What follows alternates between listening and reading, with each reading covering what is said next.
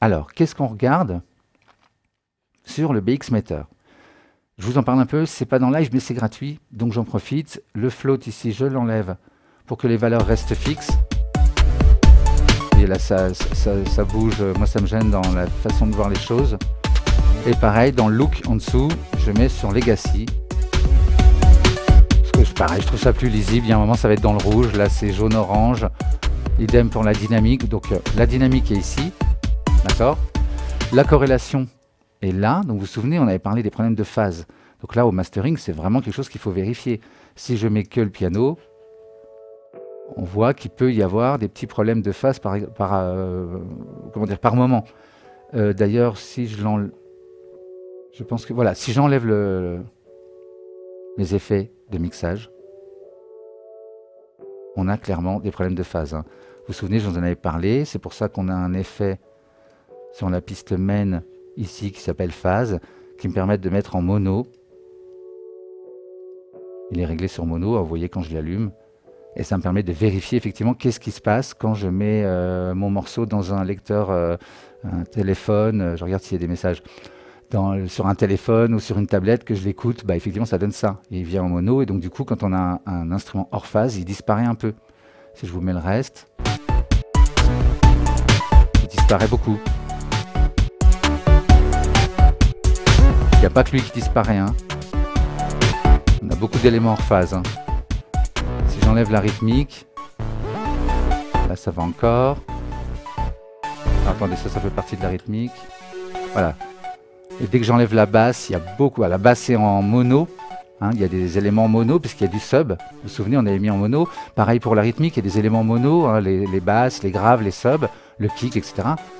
Donc effectivement, quand je commence à enlever ces éléments, on se rend compte qu'il y a un problème de phase. La corrélation va vers la gauche. Et effectivement, quand je laisse celui-ci, notamment quand il n'est pas mixé,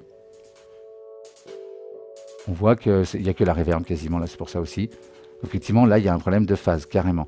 Et sinon, vous voyez bien qu'effectivement, dans les moments où il y a la rythmique qui est très présente, pardon, c'est ça,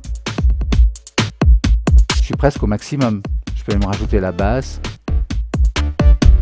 Il y a beaucoup d'éléments mono, c'est pour ça qu'on a beaucoup de sub, beaucoup de graves.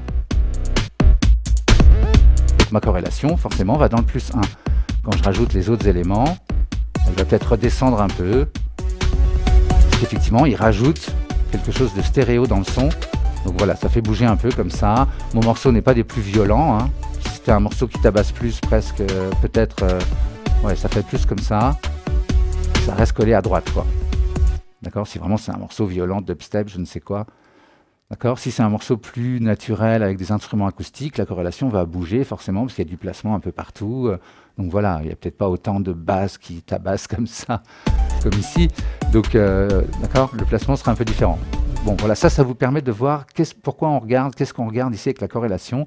C'est donc vérifier qu'il n'y ait pas des moments entiers où ça va dans le moins. Parce que si ça va dans le moins, on va avoir un problème quand on va écouter en mono. Donc on peut en avoir par moment. Au début, dans un break, etc. Pourquoi pas un petit peu. Bon, le break sera un peu bizarre pour les gens qui écoutent en mono, mais pas dans le refrain, pas dans le couplet, pas dans les moments importants. Pas un son important en tout cas. D'accord? Donc on vérifie ça avec un utility en mono, je vous en avais déjà parlé. On regarde la balance, parce qu'effectivement nos oreilles peuvent être trompeuses, on a mis des éléments à gauche, à droite, et peut-être qu'en faisant ça, on a déséquilibré le mix. Bon là, voilà, vous voyez que celui-ci, mon mix penche un peu à gauche par moment, et en fait, lui, il rétablit un peu les choses. Il peut y avoir une balance qui est faite sur ces instruments. De tête, je me souviens plus très bien. On va pas les voir, mais vous voyez qu'effectivement, l'idée, c'est de vérifier. Ça peut bouger un peu, mais si c'est tout le temps à gauche pendant longtemps, il y a un problème. Si c'est pendant tout le morceau à droite, il y a un problème aussi. C'est censé être au milieu. Alors après, on a aussi des spectres qui vous montrent toute l'image stéréo, c'est beaucoup mieux. Là, c'est vraiment la base, hein, c'est gratuit, je suis sûr que vous pouvez la voir, c'est pour ça que je vous en parle. Et bien sûr, on va regarder le niveau en crête, donc qui est ici à l'extérieur, gauche et droite, le niveau moyen qui est à l'intérieur, et ici, donc la dynamique, la différence entre les deux, qui est visuellement représentée par ces deux barres qui bougent là. Donc, vous voyez que je suis déjà à 4, 5,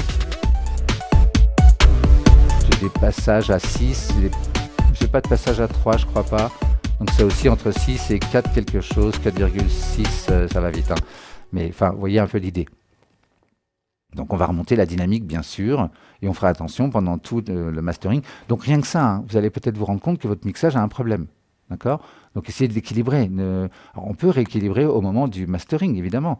Vous mettez un utility, la balance un tout petit peu à droite, et vous rééquilibrez tout votre mix un peu à droite, s'il y en a trop à gauche. Ou l'inverse, évidemment. L'avantage, ce serait plutôt d'aller revoir votre mixage pour vraiment aboutir à des mixages qui ne demandent pas trop de correction, voire pas du tout. Et là, vous avez tout gagné, d'accord? Et le mastering va servir uniquement à mettre en valeur le morceau, à vraiment gérer, être sûr de bien gérer certaines fréquences, et c'est tout.